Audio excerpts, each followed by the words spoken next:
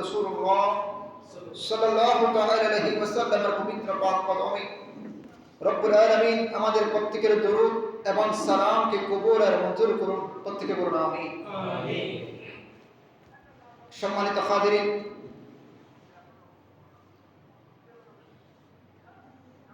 ইসলামের ইতিহাসে যে প্রথম যুদ্ধ হয়েছিল বদরের যুদ্ধ, যেটা দ্বিতীয় হিজরির রমজান মাসে অনুষ্ঠিত হয়েছিল। এই বদরের যুদ্ধে মুসলমানগণ জয় হয়েছিলেন আর কাফের মুশরিকরা পরাজিত হয়েছে। তো বদরের যুদ্ধে কাফেররা যখন পরাজিত হয়েছে, তো কাফের মুশরিকরা বদরের যুদ্ধের প্রতিশোধ নেওয়ার জন্য তাদের মনের মধ্যে একটা ইচ্ছা ছিল যে আমরা বদরের যুদ্ধের প্রতিশোধ নেব।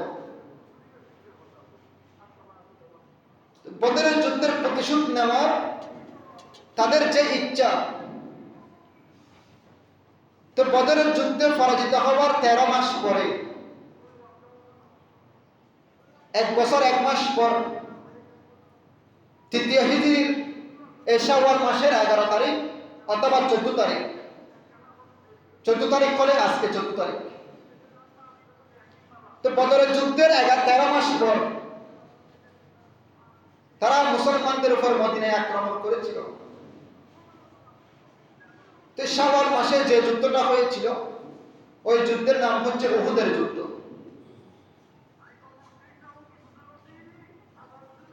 কুরাইশ নেতা আবু সুফিয়ান বদরের যুদ্ধের প্রতিশোধ নেওয়ার জন্য সে পাগল হয়ে গেল।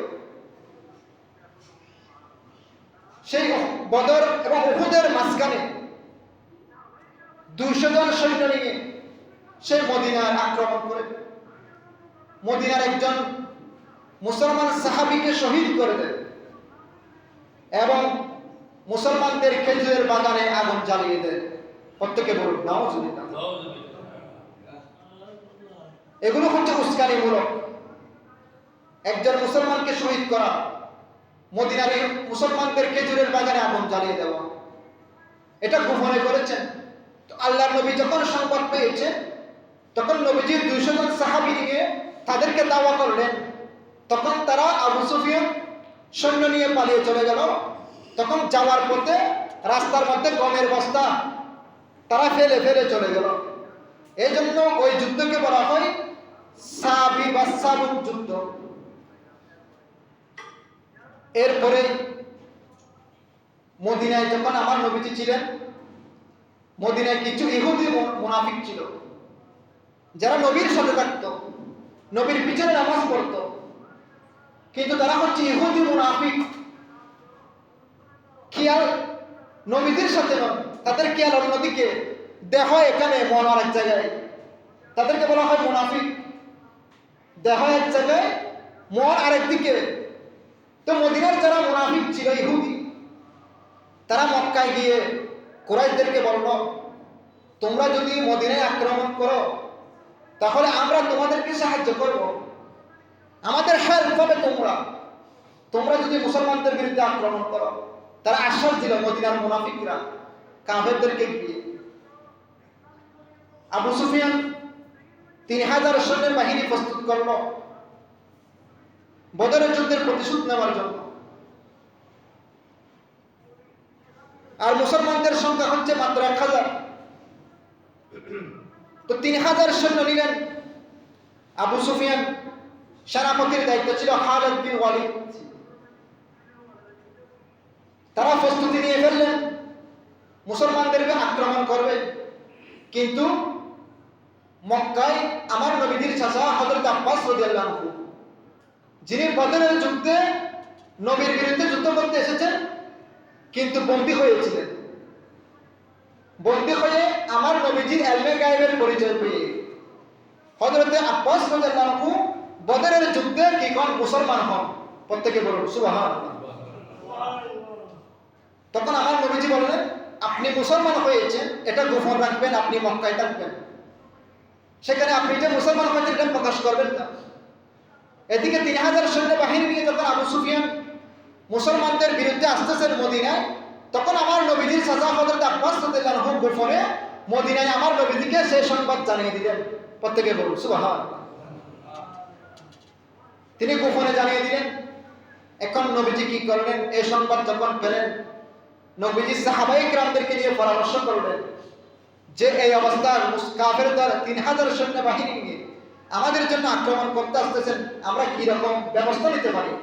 নবীজি পরামর্শ সভার আয়োজন করলেন। সেখানে বৃদ্ধ সাহাবীরা ছিলেন, জওয়ান সাহাবীরা ছিলেন, সবার সাথে নবীজি পরামর্শ করলেন। নবীজি বললেন, আমরা বদরের যুদ্ধের মতো মদিনার ভিতরে থেকে কাফেরদের বিরুদ্ধে মোকাবেলা করব। যেভাবে আমরা বদরের যুদ্ধ করেছি সেভাবে আক্রমণ করব। কিন্তু মদিনার যারা যুবক সাহাবী তরুণ, তারা বলতেছে, ইয়া রাসূলুল্লাহ, তারা আমাদের ঘরের ভিতরে এসে আমাদেরকে আক্রমণ করবে, আর আমরা ঘরের ভিতরে থেকে আক্রমণ যুদ্ধ করবে, এটা হতে পারে না।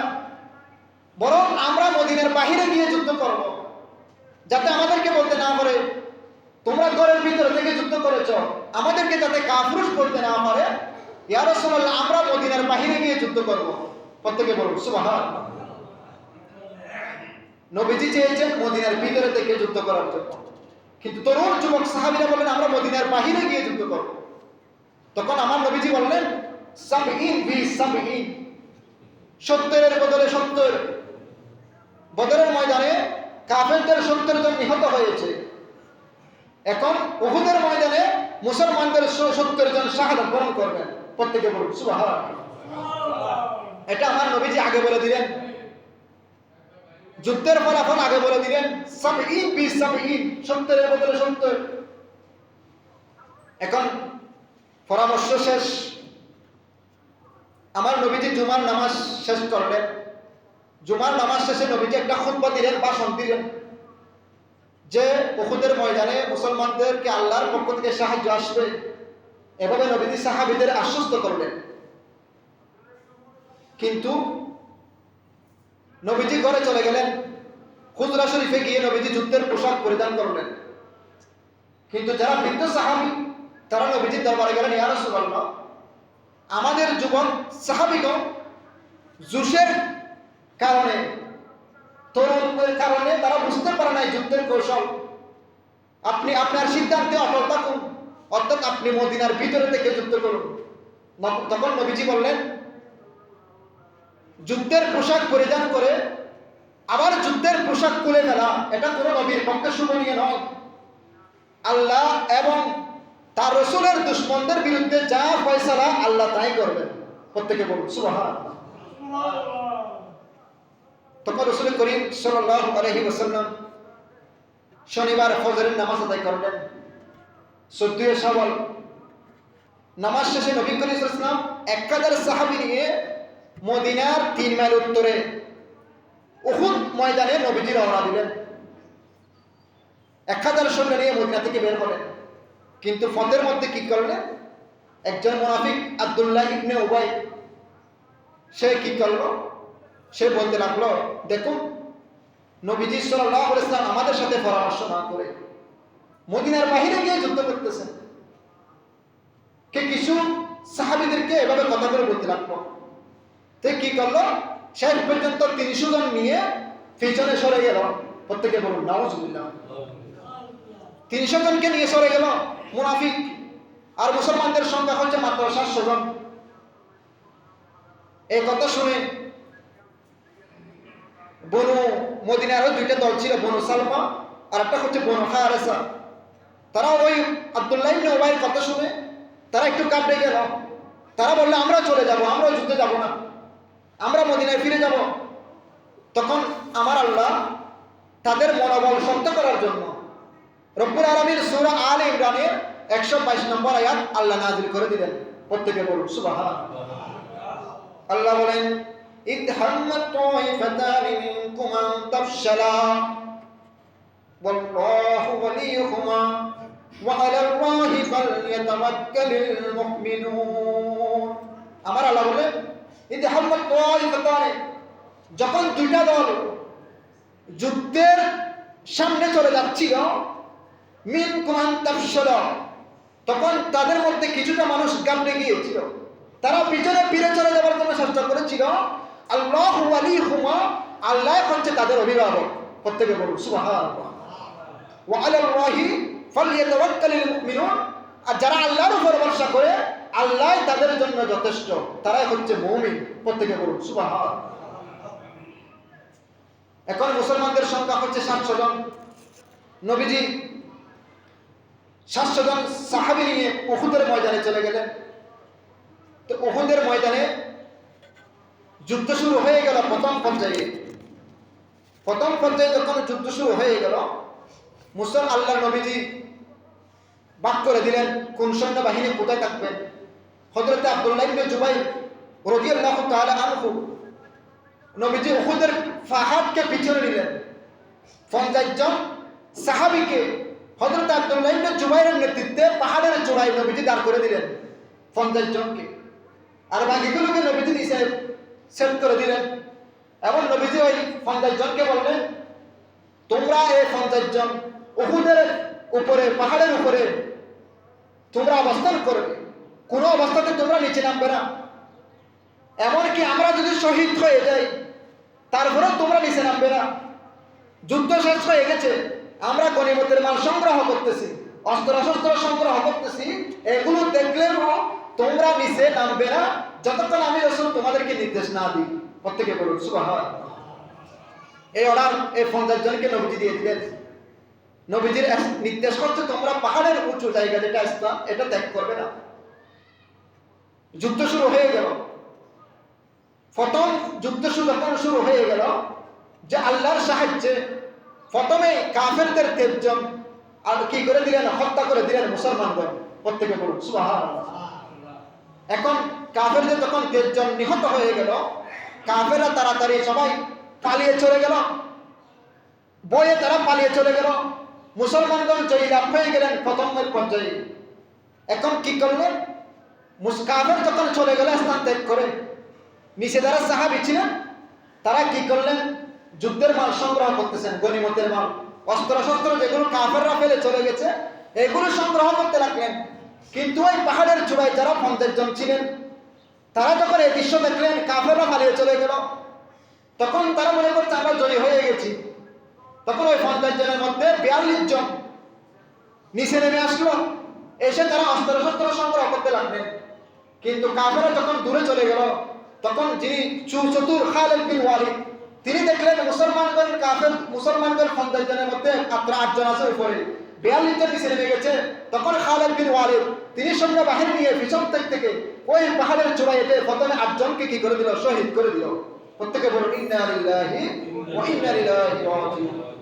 এখন মুসলমান তো অস্ত্র ফেলে দিয়ে গনিমতের মাল সংগ্রহ করতে লাগলেন। তখন মুসলমানদের উপর কি করে দিলেন, কাফেররা আক্রমণ শুরু করে দিলেন। এই আঘাতে মুসলমানদের 70 জন শাহাদাত বরণ করলেন। ইন্না লিল্লাহি ওয়া ইন্না ইলাইহি রাজিউন। এটা আমার নবী আগে বলেছেন যুদ্ধের আগে, 70 বিশ-70। বদরের ময়দানে কাফেরদের 70 জন নিহত হয়েছে, আর উহুদের ময়দানে আমাদের মুসলমানদের 70 জন শাহাদাত বরণ করবেন। প্রথমে মুসলমানগণ জয়ী হয়ে গিয়েছেন উহুদের ময়দানে, কিন্তু পরবর্তীতে পিছন দিক থেকে কাফিরের মতো কাফেররা আবার হামলা করে মুসলমানদেরকে ছত্রভঙ্গ করে দিলেন। এবং শুধু তাই নয়, যারা মুনাফিক ছিল তারা ঘোষণা করে দিল যে নবীজি শাহাদাত বরণ করেছেন, নবীজির মৃত্যুর খবর ছড়িয়ে দিল। তখন মুসলমানদের মন দুর্বল হয়ে গেল, তারা বলল নবী নেন, আর আমরা আর বেঁচে থেকে লাভ কি, আমরা আর যুদ্ধ করে লাভ কি, আমরা শাহাদাত বরণ করি।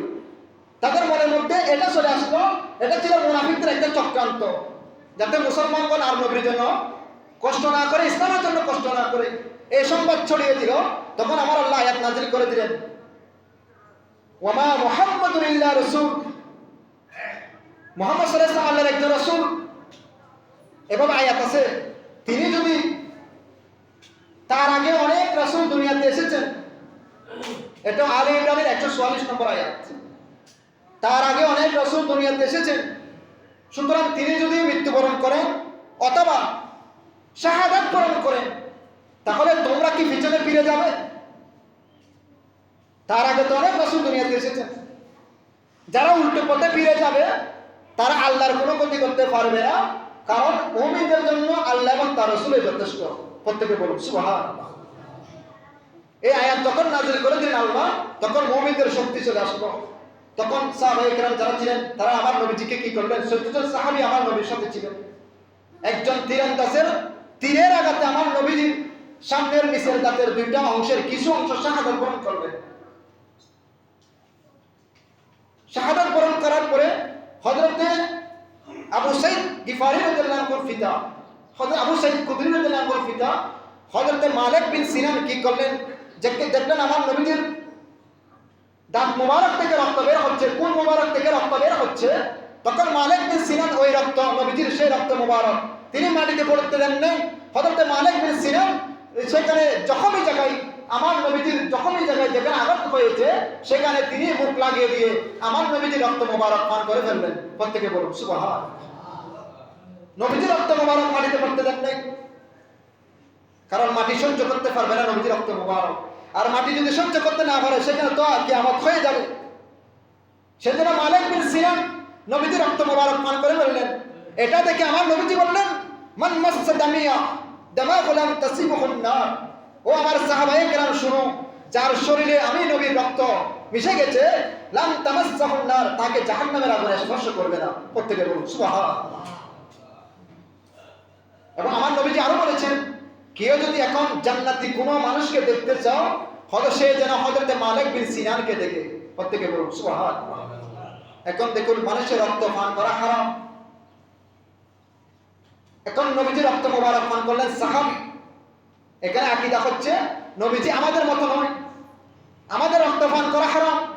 আমাদের রক্ত কেউ মুখে নিলে তাই একবার কুলি করতে করতে হয়রান হয়ে যাবে। আর সাহাবী নবীজির রক্ত মুবারক পান করে ফেললেন। এটা হচ্ছে সাহাবায়ে কেরামের আকীদা, নবীর প্রতি তাজিম। প্রত্যেকে বলুন সুবহানাল্লাহ। এবং হযরত আব্দুল্লাহ ইবনে জাহাশ রাদিয়াল্লাহু তাআলা আনহু যুদ্ধের ময়দানে ওনার যুদ্ধ করতে করতে তরবারি ভেঙে গেল। তো নবীজির দরবারে আসলে, ইয়া রাসূলুল্লাহ আমার তরবারি ভেঙে গেছে, আমি কি দিয়ে যুদ্ধ করব? তখন আমার নবীজি একটা শুকনো খেজুরের ডাল নিজ হাত মুবারকে হযরত আব্দুল্লাহ ইবনে জাহাশকে দিলেন। দেওয়ার সাথে সাথে খেজুরের ডাল একটা তরবারি হয়ে গেল। প্রত্যেকে বলুন সুবহানাল্লাহ। ওইটার নাম হচ্ছে উরজুন, ওই তরবারির নাম। এটা আব্বাসীয় খলিফা অষ্টম হিজরি মুতাসিম বিল্লাহ বাগদাদির হাতে এটা ছিল, এই খেজুরের ডাল তরবারিটা। এবং আরো বর্ণনা রয়েছেন হযরতে হানজালা রাদিয়াল্লাহু তাআলা আনহু সহ, যিনি মাত্র নববিবাহিত, বিবাহ করেছেন, বাসর রাতে উনি শুনতে পেয়েছেন নবীজি উহুদের যুদ্ধে ডাক দিয়েছেন। হযরতে হানজালা রাদিয়াল্লাহু আনহু উনি বাসর রাত থেকে যুদ্ধের ডাক শুনে সাথে সাথে তিনি যুদ্ধের ময়দানে, উহুদের ময়দানে চলে গেলেন। যুদ্ধ করতে করতে গিয়ে হযরতে হানজালা শাহাদাত বরণ করলেন। কিছুক্ষণ যুদ্ধ শেষে ওনার স্ত্রী গেলেন, ইয়া রাসূলুল্লাহ আমার স্বামী হানজালা যুদ্ধের ময়দানে শাহাদাত বরণ করেছে, এটার জন্য আমি আসিনি, আমি এসেছি ইয়া রাসূলুল্লাহ। আমি জানি যারা যুদ্ধের ময়দানে শাহাদাত বরণ করে তাদেরকে গোসল দেওয়া হয় না, তাদেরকে রক্ত মাখা জামা কাপড় দিয়ে তাদেরকে কি করা হয়? দাফন করা হয়। ইয়া রাসূলুল্লাহ আমার একটা আবেদন, যদিও আমাকে বলতে হচ্ছে ইয়া রাসূলুল্লাহ হানজালা বাসর রাত থেকে এসেছেন, তার উপর গোসল ফরজ ছিল, কিন্তু হানজালা গোসলের সেই সুযোগ নেয় নাই। আপনি নবীর ডাকে যুদ্ধের ময়দানে চলে এসেছে, শাহাদাত বরণ করেছেন, একটু আপনি হানজালাকে গোসল দিন। আমার নবী সাহাবীদেরকে বললেন, হানজালার লাশ কোথায় তালাশ করো। দেখলেন হানজালার লাশ খুঁজে পাওয়া যায় না। কিছুক্ষণ পরে দেখলেন হানজালার লাশ মুবারক দিয়ে পানি পড়তেছেন।